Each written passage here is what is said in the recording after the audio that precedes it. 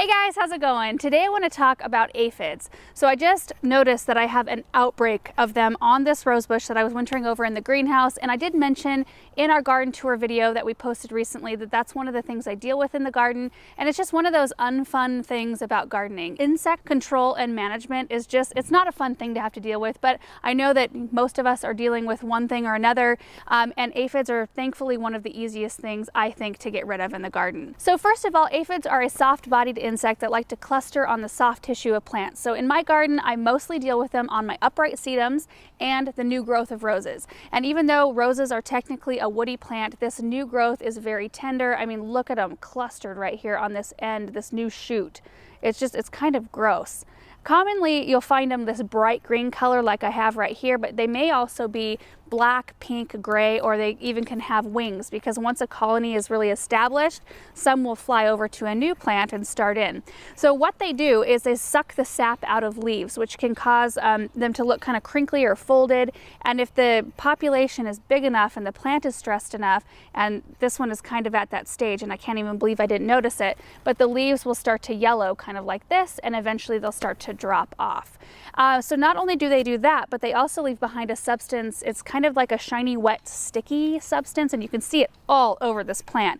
It's called honeydew, and in that substance they can spread virus, fungus, and mold. So not a good thing, something we need to handle. So let's talk about preventative measures first, because obviously the easiest way to deal with any kind of insect is to not have to deal with them at all. Best thing you can do is keep your plants healthy. Obviously this one is stressed out. It's been in this container way too long. I didn't repot it like I maybe should have.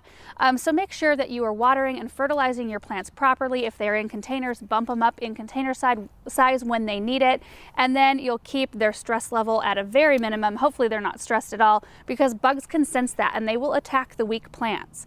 Other things you can do, like in vegetable gardens, you can use row covers, which allow light and moisture still into your plants, but they keep anything from crawling in.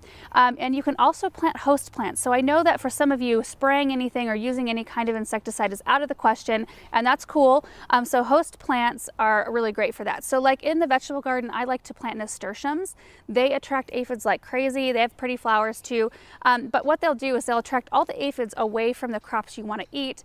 So if you don't mind having the bugs still present in the garden, but just on that host plant to keep your other plants safe, then that's a great way to do it. Next is just trying to catch any kind of problem early. So just keep your eye out. When you're out working in your garden or watering your plants, just make it a habit to look over your plants, especially if they're ones that have dealt with an insect problem before. Like the second you see any shininess on your rose leaves, you might take a look like at the underside of the leaves or at the stems and see if you have any aphids starting. At that point, it's not as hard to deal with them. So you can take your hose and just blast those few of them off with the stream of water, and that usually takes care of the problem. Not at this point though. I don't find when I have a huge outbreak like this that that's very effective, because there's really no way I can blast every single last aphid off this plant, because they are just in all the nooks and crannies. If you have an infestation like I do, there are a few methods you can use to get rid of them. The first method is biological control, which means getting rid of the bugs by releasing their natural enemy, like ladybugs and lacewings. So you can buy those type of insects in bags usually, and you can release them in your garden, and they feed on aphids. They also feed on a multitude of other really bad things like mealybugs, whitefly larvae, mites. The drawback is that you can't always find them. Like my parents' garden center carries those insects for maybe 2 months out of the year, because it's the only months that they can bring them in. So usually if I can get on top of it and get a few bags of those, I like to release a few thousand of them in my garden, and they'll hang out usually as long as the food source lasts. And the next method is using an insecticide, but it's very mild. So it's called diatomaceous earth.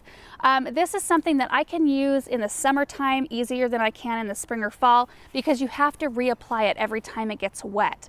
So if you live in a really rainy area, this would probably be a little bit hard for you, but what it is, it's a powder that's really sharp. It's not sharp for us, but it's sharp for these little soft-bodied insects. When they crawl over it, it just rips their bodies up, which sounds horrible, but it's very mild and it won't hurt other things that are flying around in your garden, like honeybees and things like that. Okay, so we had to throw an umbrella up because the sun started streaming through, because my legs totally fell asleep. So I had to stand up for a while to let them come back to life, and in that time the sun changed. And we may have to move locations here in a second, because the guys are just finishing up our brick pathway today, and I see they're getting out one of their big machines, which makes a lot of noise. So anyway, I'll try to get through this right here. Personally, when I have an aphid problem get this bad and I have this much of an outbreak, I prefer to use an insecticide spray, something natural or organic, which I have 3 natural products right here that I will show you, as opposed to something synthetic. But no matter what you're using, at the end of the day, they're all insecticides, so you need to make sure that you are using them responsibly.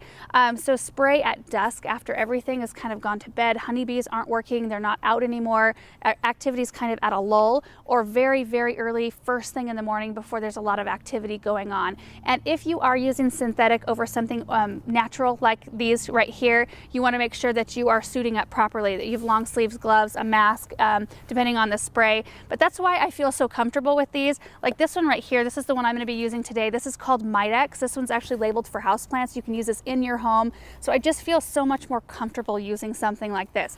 This one is made of a bunch of different like essential oils. Basically, I mean, cottonseed oil, clove oil, and garlic oil are what the active ingredients are in this one. And this one also controls like mites and thrips and a whole bunch of other things. It smells kind of nice too. So when you're spraying, you want to make sure that you are covering the plant, like from the top, from the underside. You want it to pretty much be dripping, and then you want to rotate what you're using. So typically with an outbreak like this, I need to spray once a week, at least 2 or 3 times to get it completely under control. So I'll spray with the Midex today, and then next week I will go in with this one. This is called Rose X, and the active is a neem oil, which is for organic gardening as well.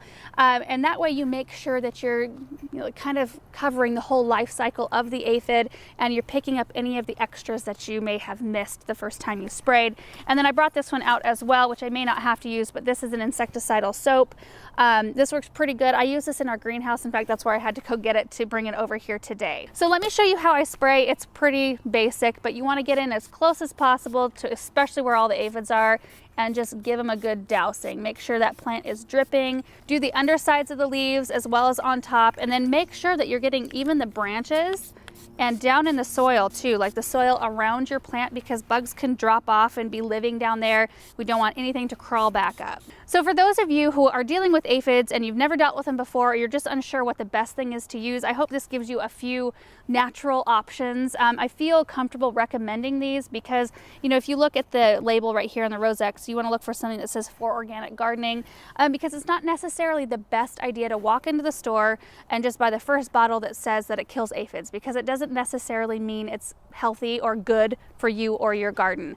And I just feel so much more comfortable using natural products whenever I can. So anyway, that's it. Hopefully this video was helpful if you're dealing with aphids, and as we come across problems in our garden, we will be sure to bring you along for how we are taking care of it, because it's just one of those things we all have to deal with, and it's not fun, but it's just part of the whole process. So thank you guys so much for watching this video, and we will see you in the next one. Bye.